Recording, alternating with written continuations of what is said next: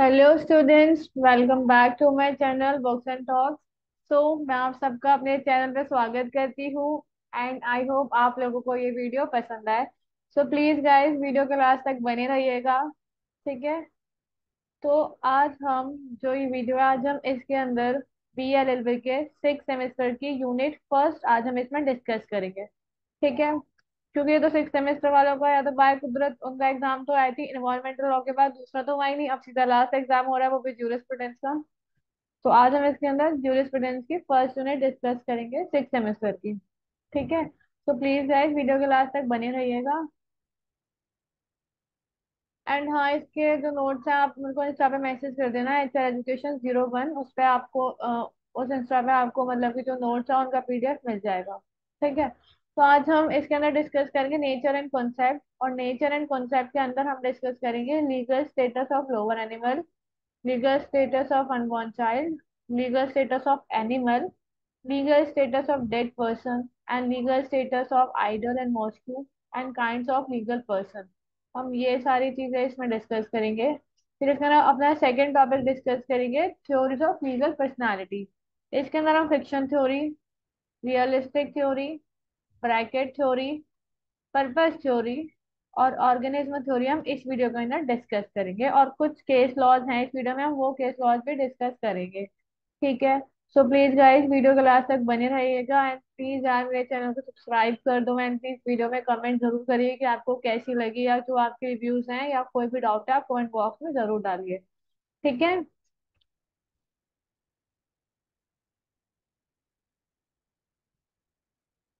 तो अब हम बात करते हैं पर्सन के बारे में सबसे पहले। जो हमारा वर्ड पर्सन है, जो हमारा पर्सन वर्ड है, ये लेटिन वर्ड पर्सोना से आया है। ठीक है। जो हमारा पर्सन वर्ड है वो एक लेटिन वर्ड पर्सोना से आया है। जो जर्मन राइटर्स हैं उनका कहना ये है, पर्सन क्या है, person will is the essence of personality, a legal person is one who is capable of will. जो जर्मन राइटर्स हैं वो ये कहना चाहते हैं, जो विल होती है वो एक पर्सनालिटी का एक इसेंस होता है एक लीगल पर्सन का। ठीक है। जो कैपेबल ऑफ विल का है वो एक लीगल पर्सन है। बेसिकली ये विल के कॉन्सेप्ट के बारे में बात करते हैं जर्मन राइटर्स। ठीक है। फिर है जेंटलमैन राइटर्स, ये कहते हैं personality is the legal capacity of will.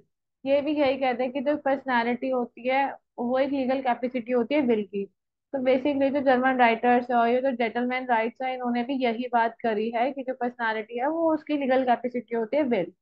ठीक है। तो बेसिकली इन्होंने एक लीगल पर्सनालिटी के लिए उन्होंने विल की बात करी है, भाई जिसकी विल है वो एक लीगल पर्सन है। फिर उसके बाद अब हम नीचे पढ़ते हैं। A person is not necessarily a human being. There may be human beings who are not persons.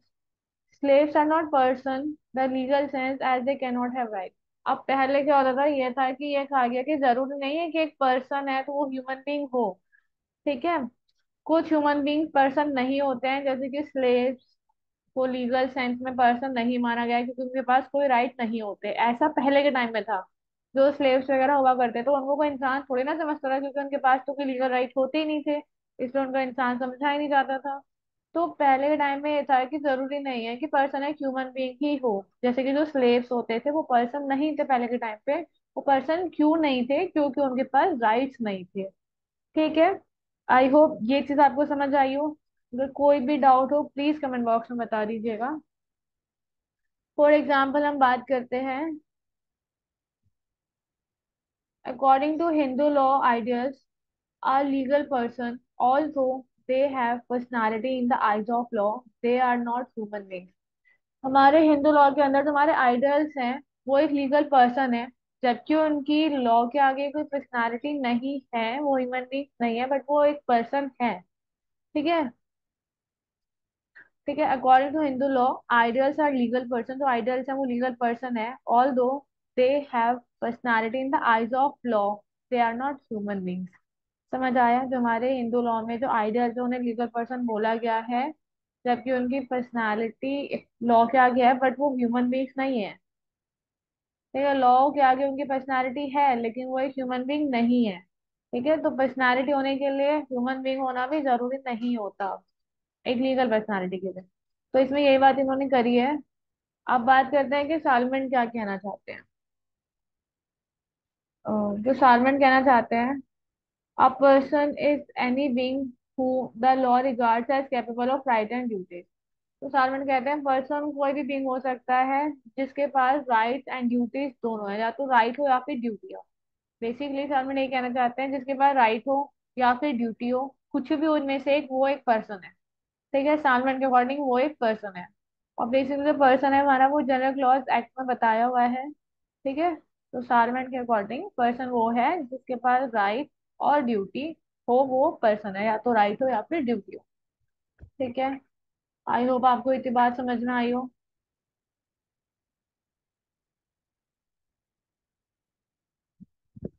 अब हम बात करते हैं legal status of lower animal, कि लोअर एनिमल्स का क्या लीगल स्टेटस था।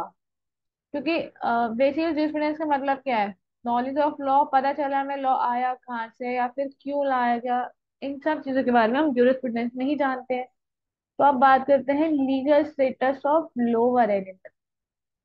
Only natural persons are human being and beast are not person, either natural और लीगल। जो बीस्ट होते तो उनको ना तो पर्सन माना गया, चाहे ना तो नेचुरल ना ही लीगल पर्सन उन्हें माना गया। According to some writers, According to some writers, animals are persons. They point out the laws prohibit cruelty towards them, and English law enforce trust of property in favor. The obligation which the law enforces in this respect seem to correlate with the right vested in the animal.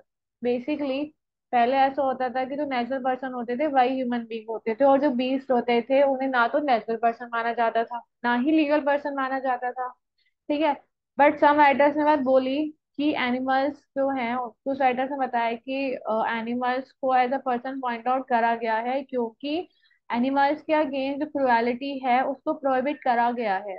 ठीक है, and जो हमारा English law है उसने enforce कर रखा है trust और प्रॉपर्टी इन फेवर, की कोई बंदा अपने ट्रस्ट या प्रॉपर्टी इन फेवर में दे सकता है। The obligation which the law enforces in this respect seem to correlate with the right vested in animal।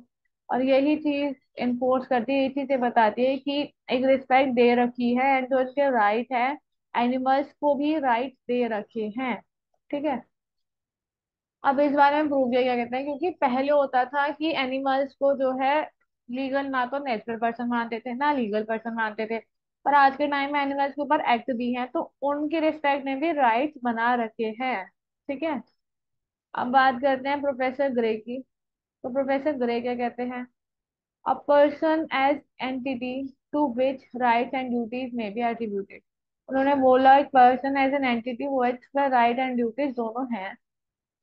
Any being that is capable of holding a right or duty, whether it be a human being or not, is a person in law। Prove ने ये बोला कोई भी हो, चाहे वो human हो या फिर नहीं हो, लेकिन उसके पास एक राइट है, या तो राइट है या फिर ड्यूटी है, तो वो एक पर्सन है। ठीक है, any being that is capable of holding a right, कोई भी इंसान जो कैपेबल है होल्ड करने के लिए राइट या फिर duty, whether it be a human being और not, is a person in law. Basically professor करे यही कहना चाह रहे थे कि यार कोई भी हो, कोई भी हो, अगर उसके पास राइट है या फिर ड्यूटी है, चाहे वो ह्यूमन बीइंग है या नहीं है, वो कानून की नजरों में एक पर्सन माना जाए। ठीक है, इन्होंने अपनी डेफिनेशन में ऐसा कहा। ठीक है, अब बात करते हैं legal status of unborn child. क्या अनबॉर्न चाइल्ड का कोई लीगल स्टेटस होता है? A child in mother's womb is by fiction treated as already born and regarded as person for many purposes। ऐसा कहा जाता है कि जो एक चाइल्ड है मदर्स की वॉर्म के अंदर, बाय फिक्शन उसको ऐसा ट्रीट करा जाता है जैसे कि वो ऑलरेडी बॉर्न हो चुका है, और उसको एज अ पर्सन बोला गया है, काफी पर्पस इसके लिए उसको पर्सन बोला गया है। ठीक है, even a gift may be made to a child who is in mother's वॉर्म। एक गिफ्ट तो चाइल्ड को दे दिया जाता है जो मदर्स की वॉर्म में है, उसके लिए भी कोई गिफ्ट बना दिया जाता है, उसको दे दिया जाता है।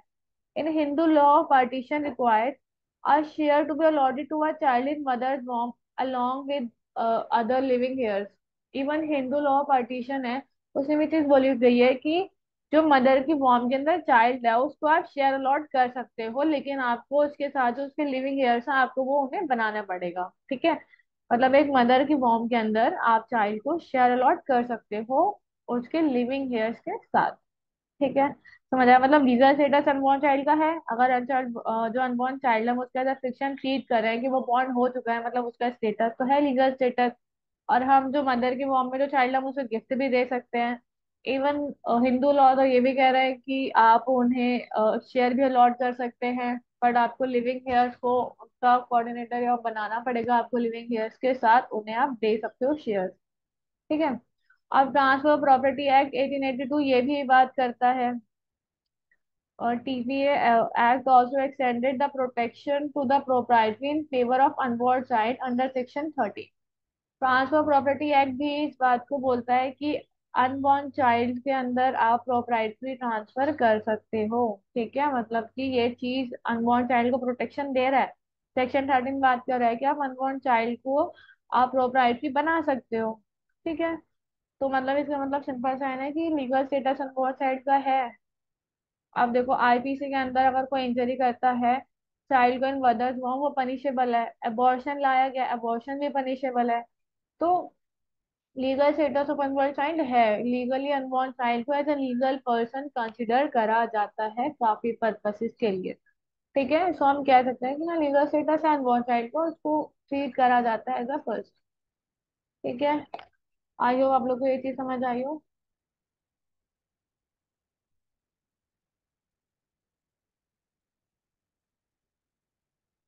अब बात करते हैं legal status of dead person. Dead person का क्या लीगल स्टेटस होगा? Salman, the personality of a human being may be said to commence with birth and ceases with his death। Salmon कहना चाहते हैं कि जो पर्सनालिटी होती है ह्यूमन बीइंग की वो स्टार्ट हो जाती है उसके बर्थ से और उसके डेथ तक वो चलती है। Although the dead man corpse is the property of no one, but the law seeks to ensure decent burial or termination। Salmon ऐसा कहा जाता है कि जो डेड मैन होता है उसकी कोई प्रॉपर्टी नहीं होती है, बट लॉ ने इस चीज को इंश्योर करा हुआ है कि उसका एक डिसेंट ब्यूरल हो। ठीक है, डिसेंट तरीके से उसका टर्मिनेशन हो या उसका जो रूल हो वो डिसेंट तरीके से हो, इस चीज को ध्यान में रखना चाहिए। सो जो हमारा क्रिमिनल लॉ है provides that any imputation against deceased person if it harm the reputation of that person of living, intended to hurt the feeling of his family or other near relatives, share an offense under section 499 of IPC। Basically जो हमारा criminal law है उसने एक चीज provide करी है कि अगर कोई बंदा मर गया है तो आप उसकी रेपुटेशन को ऐसे हार्म नहीं कर सकते कि वो जो चीज है वो उसकी फैमिली को भी हर्ट करे, उसको रियल नियर रिलेटिव्स हैं उसको भी वो चीज हर्ट करे। अगर आप ऐसा कुछ भी करते हो आप सेक्शन 499 के तहत आप जेल में जा सकते हैं। 499 कौन सा सेक्शन है आईपीसी तो आप लोगों ने पढ़ी होगी फिफ्थ सेमेस्टर में, तो मुझे बताना 499 कौन सा है। ठीक है तो ठीक है, तो सालमन की बात आपको समझ आई? सालमन क्या कहना चाहते हैं? सालमन कहना चाहता है कि ह्यूमन बीइंग सबसे कमेंट्स होने लगता है, उसके अंदर पर्सनालिटी बन जाती है जब वो पैदा होता है और उसकी डेथ तक वो रहती है। ठीक है, और लॉ ने ये चीज को प्रॉपरली कर रखा है कि एक डिसेंट ब्यूरल हो और एक टर्मिनेशन हो डिसेंट। ठीक है, अब एक केस लॉ की हम बात करते हैं। कर्सर लॉ, आश्रय अधिकार अभियान versus union of India, AIR 2002 SC 554। तो इसके अंदर क्या है, इसके अंदर ये बोला गया था it was held that even a homeless person when found dead on road has a right of decent burial or termination as per his religious faith। ये इस बारे में बात करता है, अगर कोई बंदा होमलेस है, ठीक है, रोड पे मरा, मतलब रोड पर वो डेड है, रोड पर वो डेड पड़ा है और वो होमलेस है, भाई उसके पास भी राइट है कि उसको जो ब्यूरल है वो डिसेंट हो, उसकी टर्मिनेशन उसके रिलीजियस फेथ के अनुसार हो। ठीक है, the reputation of dead man is some extended protected by law. Law of defamation against that person is punishable only when it affects the interest of his relative or near one। The reputation of dead man is some extended, जो dead man की reputation है वो protected करी गई है law of deformation के द्वारा, section 499 के द्वारा उस चीज को प्रोटेक्ट करा गया है कि पर्सन पनिशेबल होगा अगर उसकी कोई डिफॉर्मेशन स्टेटमेंट है या उससे कोई भी रेपुटेशन को हार्म होता है डेड पर्सन की, तो सामने वाला पर्सन जो है वो पनिशेबल होगा अगर उसकी स्टेटमेंट इफेक्ट करते हो उसके रिलेटिव को या नियर वंस को। ठीक है, तो बेसिकली इस केस लॉ के अंदर ही एक लैंडमार्क केस है, इसके अंदर ही बोला गया था कि यार जो भी रोड पे अगर कोई व्यक्ति पड़ा है जो होमलेस है, तो उसका बिरुलर डिसेंट होना चाहिए, उसके रिलीजियस फेथ के अकॉर्डिंग होना चाहिए। ठीक है, आई होप आप लोगों को ये चीज समझ आई हो। अब बात करते हैं legal status of animal. Animal का क्या लीगल स्टेटस होता है? Law does not recognise beast or lower animal as person because they are merely thing and have no natural legal right. Law ने जो छोटे एनिमल्स हैं या फिर जो बीस्ट हैं उनको एज अ पर्सन नहीं माना है। ठीक है, उनको एज अ पर्सन रिकॉग्नाइज नहीं करा है क्योंकि उनके पास कोई भी नेचुरल या लीगल राइट्स नहीं होते हैं। ठीक है, legal history reveals archaic codes contain provision regarding punishment of animal found guilty of homicide. तो लीगल हिस्ट्री ने इस चीज को रिवेल करा है कि जो आर्केनिक कोड्स हैं वो कंटेन करते हैं प्रोविजन को जो रिगार्डिंग है पनिशमेंट ऑफ एनिमल। पहले के टाइम पे ऐसा होता था, अगर जानवर ने गलती करे तो जानवर को भी ले जाके कोर्ट में खड़ा कर दिया जाता था। ठीक है, सुदरलैंड का केस है ये। ब्री कहाँ है? सुदरलैंड का केस है। बीच were punished if an ox grown a man or woman to death, then he was stoned and his flesh was not eaten। मतलब कि अगर किसी भी बीच ने या किसी ऑक्स ने किसी मैन को या वुमेन की डेथ कर दिया है तो वो उसका जो फ्लैश है वो खाया नहीं जाएगा, उसको मार दिया जाएगा पर उसका जो फ्लैश है वो खाया नहीं जाएगा। ठीक है, ऐसी सजा मिलती थी। ठीक है, इवन एक केस और है इसमें नीचे, एक सेकेंड।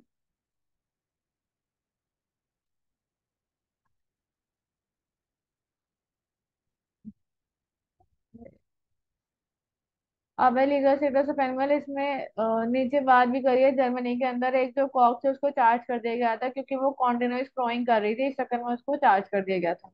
ठीक है, तो ऐसे कुछ चीजें दिखाते हैं, दिखाई गई हैं। पहले हिस्ट्री में ऐसी चीजें थी कि यार मतलब जानवर को भी ले जाके खड़ा कर दिया जाता था कटघरे पे। ठीक है, जानवर को भी पनिशमेंट मिलती थी पहले।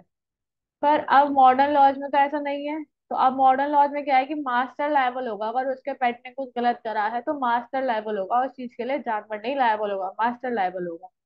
ठीक है, और लॉ ने एनिमल्स के लिए प्रोटेक्शन ली है काफी वेज में। लॉ ने जो है एनिमल्स के लिए प्रोटेक्शन ली है। पहले माना जाता था कि एनिमल्स नेचुरल पर्सन नहीं है क्योंकि उनके पास राइट्स नहीं है ना ही ड्यूटीज है।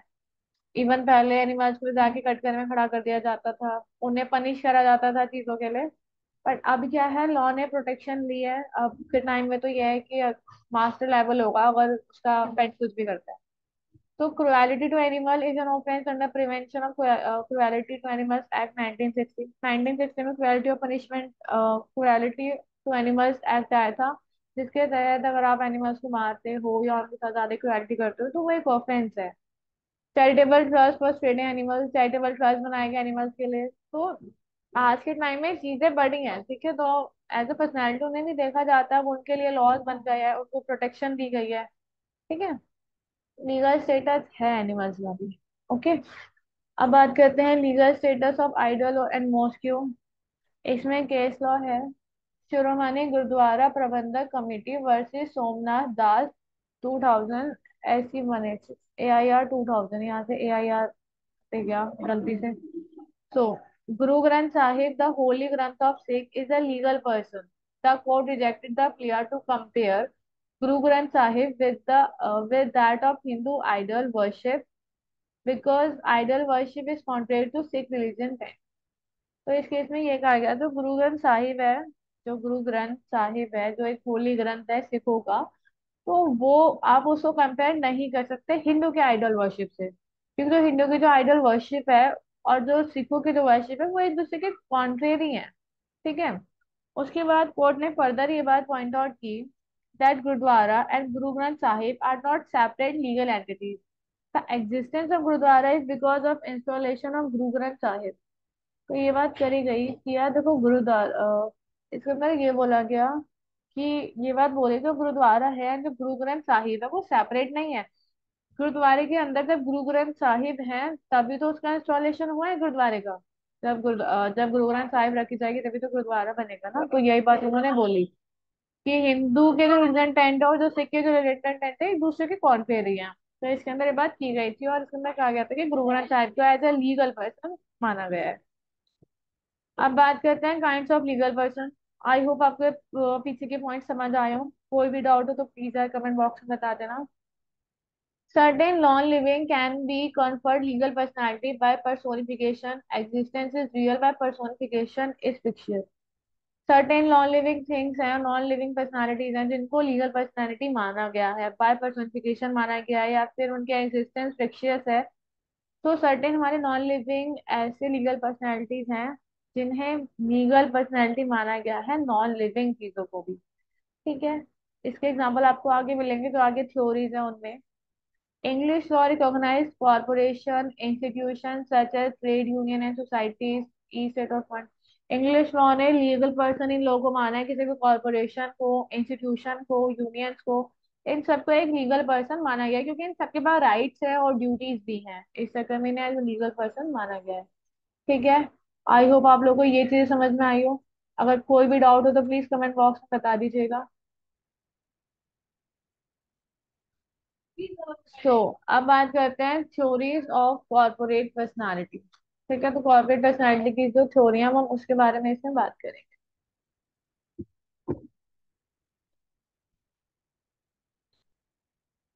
तो इसके अंदर सबसे पहले हम बात करेंगे फिक्शन थ्योरी की। ठीक है। ये फिक्शन थ्योरी जो है ये सेवेन्या ब्लैकस्टोन एंड होलैंड ने इसको एक्सपाउंड करा है।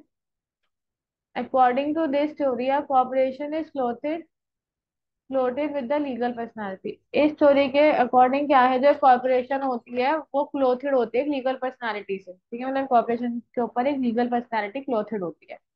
ठीक है। Theory believe that in corporation is fictitious.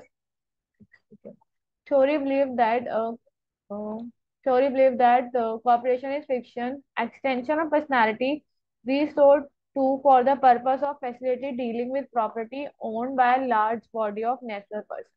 तो इसके अंदर ये बात बोली गई है कि इनके अंदर कॉर्पोरेशन के अंदर एक फिक्टिशियस पर्सनैलिटी दी गई है उन्हें क्योंकि ये जो है ये डील करते हैं प्रॉपर्टीज के साथ एक large number of natural person के साथ। ठीक है। जो इन्हें एक कॉर्पोरेशन को large number of natural person ही तो संभाल रहे हैं, तभी तो वो चल रही है। तो कहीं ना कहीं जो कॉर्पोरेशन चल रही है वो फिक्शियस हुई पर वो एक लीगल पर्सनैलिटी है। ठीक है। कॉर्पोरेशन को लीगल पर्सनैलिटी कहा गया है। ठीक है। अब बात करते हैं रियलिस्टिक थ्योरी की। इसके फाउंडर हमारे जर्मन जूरिस्ट जोन्स एल्थ्यूसिस इसके फाउंडर हैं। मेन प्रोपाउंडर इसके ग्रीक हैं। ठीक है। Believe that every collective group has a real mind, a real will and a real power of action. इन्होंने कहा जो कलेक्टिव ग्रुप होता है उनके पास एक रियल माइंड होता है, एक रियल विल होती है और एक रियल पावर होती है एक्शन लेने की। ठीक है। A corporation therefore has a real existing irrespective of the fact whether it is recognized by state or not। इन्होंने कहा कोई भी कॉरपोरेशन हो उसके पास एक कलेक्टिव ग्रुप है जिसमें रियल माइंड यूज हो रहा है, रियल विल यूज हो रही है, पावर है उनके पास एक्शन लेने की। तो वो एक लीगल पर्सनैलिटी है चाहे वो लॉ मतलब कि स्टेट के थ्रू रिकॉग्नाइज हो या फिर वो रिकॉग्नाइज ना हो, बट वो एक लीगल पर्सनैलिटी है। ठीक है। रियलिस्टिक थ्योरी कलेक्टिव ग्रुप की बात करती है जहाँ पे सब लोग मिलकर एक कॉर्पोरेशन बना रहे हैं, इसमें उसकी बात करी गई है रियलिस्टिक थ्योरी की। ठीक है। अब बात करते हैं ब्रैकेट थ्योरी की। It is called a symbolic theory. Juris Rudolf की हरिंग इसके फाउंडर हैं। According to this theory personalities is only a symbol to facilitate working of corporate body. इस थ्योरी के अंदर ये कहा गया जो पर्सनालिटी है वो एक सिंबल है। एक पर्सनालिटी सिर्फ एक सिंबल है फैसिलिटेट करने की जो कॉर्पोरेट बॉडीज है उनकी वर्किंग को। इस थ्योरी के अंदर क्या करा गया था, इस थ्योरी के अंदर ब्रैकेट्स लगाए गए। ब्रैकेट थ्योरी में ब्रैकेट लगाए गए कि ये एक ये एक कॉर्पोरेशन है, इसके अंदर सब लोग काम कर रहे हैं। फॉर एग्जाम्पल ये लोग इसके अंदर काम कर रहे हैं, इनके आगे ब्रैकेट लगा दिया गया। ठीक है। तो ये जो पर्सनालिटी है ये यही बात करती है कि एक सिंबल है फैसिलिटेट करने के लिए कॉर्पोरेट बॉडीज को। ठीक है। ब्रैकेट थ्योरी ब्रैकेट पुट करती है लोगों के आगे कि वो उस कॉर्पोरेट बॉडी के अंदर जो है अपना काम करें। ठीक है। समझ आई? आई होप आपको ये चीज समझ में आई होंगी। ये चीजें ज्यादातर वही बता रही है कि जो कॉर्पोरेशन बॉडीज होती हैं वो एक लीगल पर्सनालिटीज होती हैं, उस बारे में इसके अंदर बात करी गई है। पर सबकी अपनी अलग अलग थोड़ी है, सबका अपना अलग अलग मानना है। ठीक है। देखो, only the members of the corporation human beings are person in real essence and the bracket put around them to indicate they are to be treated as one single unit which they form टेल्स में corporation. इसमें यही कहा गया जो corporation है, ठीक है, जो मेंबर है कॉर्पोरेशन, जो ह्यूमन बींग्स है वो एक रियल एसेंस है, उनके आगे ब्रैकेट लगाए जाए तो इंडिकेट करता है कि ये सब एक सिंगल यूनिट है।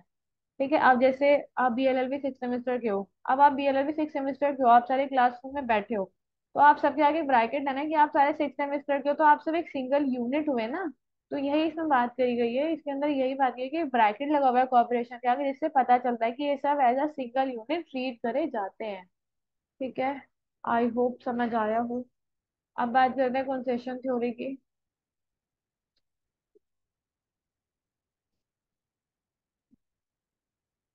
तो जो concession theory link with the sovereignty of state presuppose that cooperation is a legal version that has a great importance because it is recognized by state or law। Concession theory ये कहती है, ये sovereignty से link करते हैं corporation को। ये कहती है कॉपरेशन के पास एक लीगल वर्जन होता है, इसकी ग्रेट इंपॉर्टेंस होती है अगर वो रिकॉग्नाइज बाय स्टेट या फिर रिकॉग्नाइज बाय लॉ होती है तो। ठीक है, कोई भी कॉपरेशन अगर स्टेट या लॉ के द्वारा रिकॉग्नाइज है तो वो एक लीगल पर्सनैलिटी बनती है। According to this theory, juristic personalities as concession granted to corporation by state। इस समय यही कहा गया है कि जो juristic personality है वो तब बनती है जब वो उसे जो कॉर्पोरेशन है वो स्टेट के द्वारा ग्रांटेड करी जाती है। ठीक है। अब बात करते हैं पर्पस थ्योरी की। तो इसके जो मेन एक्सपोनेंट है वो है German jurisprudence founded on view that corporations are treated as a person for certain specific purpose। It is important to attribute personality to cooperation for the purpose of being capable of his right and duty। इन्होंने बोला कि जो एक corporation होती है उसको person treat करना चाहिए स्पेसिफिक पर्पस, इसके लिए उसको एज अ पर्सन ट्रीट करना चाहिए। ठीक है। क्योंकि उस टाइम पर उसके पास राइट्स भी होते हैं और उसके पास ड्यूटीज भी होती है।